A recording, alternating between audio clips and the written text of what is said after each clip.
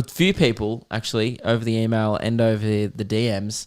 We were talking about our new investment scheme last week on the episode. Reese and I have young investors. A lot of podcasts talk about this. Most podcasts talk about crypto, stocks, shares, financial investments. We are doing financial investing and also fund investment. The only downfall is the health of our livers.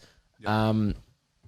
Reese and I invest by drinking regionally, which is one of our new schemes. We feel like we're kind of hacking the market. During the comedy festival, the bar we're at had a Captain Morgan special for $6, and you're making money off that. That's a great investment. So a few people were interested in actually seeing an investment episode of the podcast where we give some investment tips.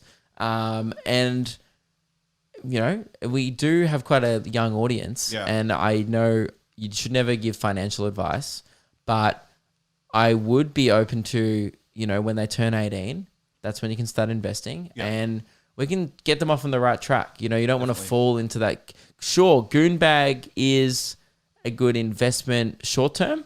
Yeah. However, long term is the game, and it can make a good pillow if you pass out on it. But other than that, you're going to have a bad time the next day. It's a short term investment. So on the regional tour, we're thinking of grabbing a few discounted beers because we're entrepreneurs.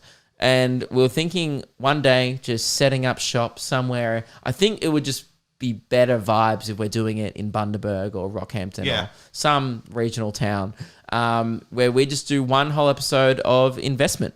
And we have a few beers. We let you know about great deals we've seen around on the tour so far. And so a great suggestion. Keep them coming in. A lot of people want us to get blind, I think. And instead of being like, do a drunk episode, people are like, boys, could you tell us more about this investing you do and show us? Yeah. Yeah, it's pretty much a hands-on investment podcast, and we will have to categorize it under the financial section of iTunes. But support small business. That's what we do. So many small businesses will get a bit of a kickback from my shows. And that's what I'm doing for regional Australia. All right. It's been a tough year and for hospitality. And the least I could do is give back in exchange for draft, you know? And this is what happened, right? So we're such city boys. We're used to these ridiculous prices in the city. Well, I ordered 2 pints of beer at the pub. So I'm like, I'll pay cash. So I go, have a $20 note, and then I go, it's 2 pints. Usually the city, $12, $13 a pint, or 11 for draft or whatever. Yeah. I'm like, I don't really have coins. It's going to be over 20, so I'll get another $5 note. I handed her a $25 note and just kind of like, you know, when you hand the bartender the money, then you just kind of keep looking around the bar because you're like, I've sorted that. She's going to go to the till. I got 15 seconds of people watching. You know, I'll look up at the sport or turn around to Reese or whatever. I kind of turn away, and then I notice out of my peripheral vision that she hasn't walked to the till. And I'm like, can I help you?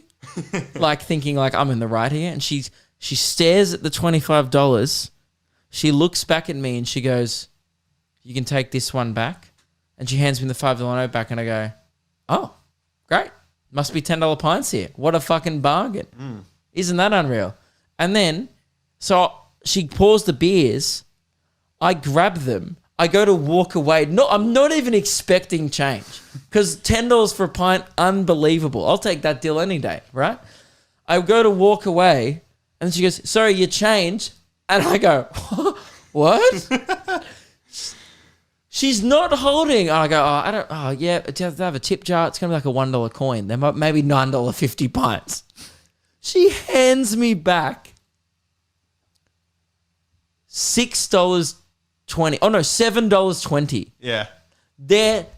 I'm like, how much were they? She goes, 2 pints, $12.80. And I go, I wanted 2. And she goes, yes, for 2. And I just sat there, and she was staring at me like, where are you from? And I just go, I'm not from here. It's the second time in a row. In Adelaide, they had a blue draft on tap. And I go, is that normal Carlton draft? And the guy goes, yes. And I go, okay, I'm not from here. I didn't know. And I'm like, I'm used to Burgundy. with draft, and then she just stares at me. She's like, it's 2 pints. Why would it cost more than $12.80? And I'm just like, look, you're preaching the choir. I get that, but I'm just shocked. And she was just baffled at the whole exchange. So was I. And she's just staring at me like, is he on drugs? And I was just like, yeah, I'm high on life. This is fucking unreal. It was great. And we capitalized. We made a lot of money that night, man.